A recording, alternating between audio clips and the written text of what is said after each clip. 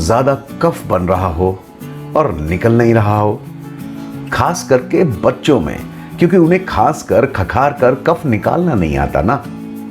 Malaria से related fever हो जाए, एक्जिला यानी कि कांख में दर्द हो, कंधे, गर्दन और गले में दर्द हो, जबड़ा, दांत, जीभ, नाक, गाल, आंख, कान में दर्द हो, इस तरह की तकलीफों में इस मेरिडियन को फ्लश करने से और ट्रेस करने से सॉल्यूशन मिल सकता है।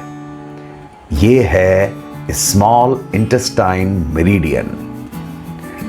मेरिडियन फ्लो व्हील में ये दोपहर 1 बजे से 3 बजे तक सबसे मजबूत होती है।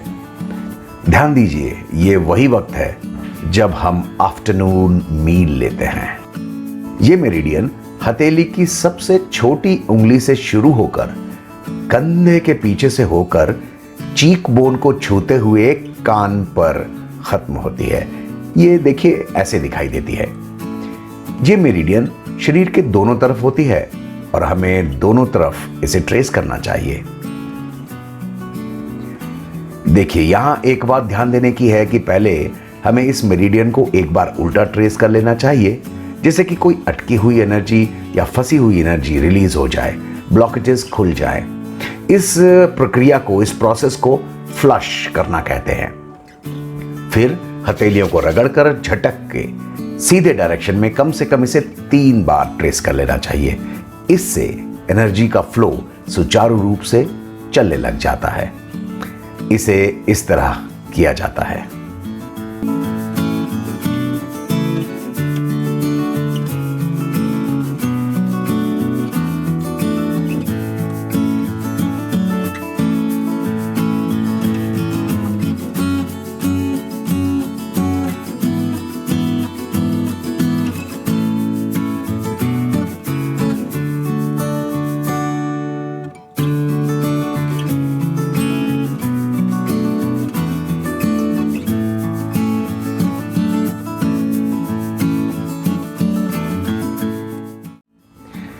यहां पर मैं एक लिस्ट दे रहा हूं उन प्रॉब्लम्स की, उन इश्यूज की जो स्मॉल इंटेस्टाइन मेरिडियन से रिलेटेड होते हैं। अगर कोई तकलीफ है तो स्मॉल इंटेस्टाइन मेरिडियन को 5 से 6 बार ट्रेस कर लें और कोशिश करें कि उसे तब ट्रेस करें जब ये अपनी पूरी पावर में होती है, यानी कि 1 बजे से 3 बजे के बीच में।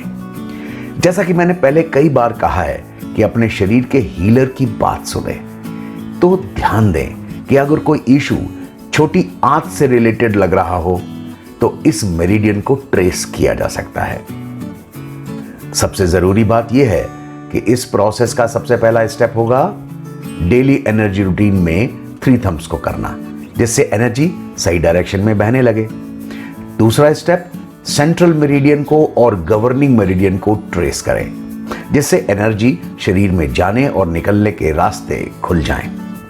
उसके बाद स्मॉल इंटेस्टाइन मेरिडियन को, जैसे अभी दिखाया गया था, 1 बार फ्लश करें, यानी कि उल्टा ट्रेस करें, और फिर हथेलियों को झटकने के बाद सीधा ट्रेस कर लें।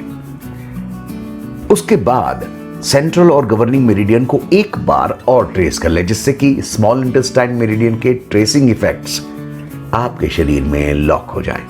देखिए, अगर कोई तकलीफ नहीं है और इसका आप एडिशनल फायदा उठाना चाहते हैं तो 1 हफ्ते की प्रैक्टिसेस में इफेक्ट महसूस होने लगेंगे। और अगर कोई तकलीफ है तो 10 से 15 दिनों की रेगुलर प्रैक्टिस से आराम आना शुरू हो जाएगा। मेरी रिक्वेस्ट है कि एक बात का ध्यान रखें कि अगर कोई भी मेडिसिन आप ले रहे हो तो उसे चालू रखें। असर दिखने के बाद ही अपने डॉक्टर से पूछकर मेडिसिन में कोई बदलाव लाएं। किसी भी प्रोसेस में देखिए, ट्रस्ट उस प्रोसेस की सफलता को एंश्योर करता है, इसलिए इस प्रोसेस में ट्रस्ट रखना सबसे ज्यादा जरूरी है। मैं यहां पर एक कॉम्प्रिहेंसिव लिस्ट दे रहा हूं इश्यूज की, प्रॉब्लम्स की, तकलीफों की। देखें, कहीं कोई प्रोसेस, कहीं कोई इशू आपसे रिलेटेड है।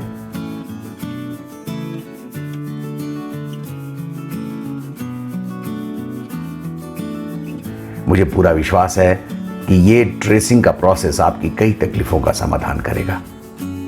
इसे सीखें, प्रैक्टिस करें और दूसरों को भी सिखाएं और हेल्दी रहें। अपने इश्यूज, अपनी क्वेरीज मेरे को ईमेल पे भेज दें। इस चैनल को सब्सक्राइब करना ना भूलिएगा। Live your life first hand. Chairs.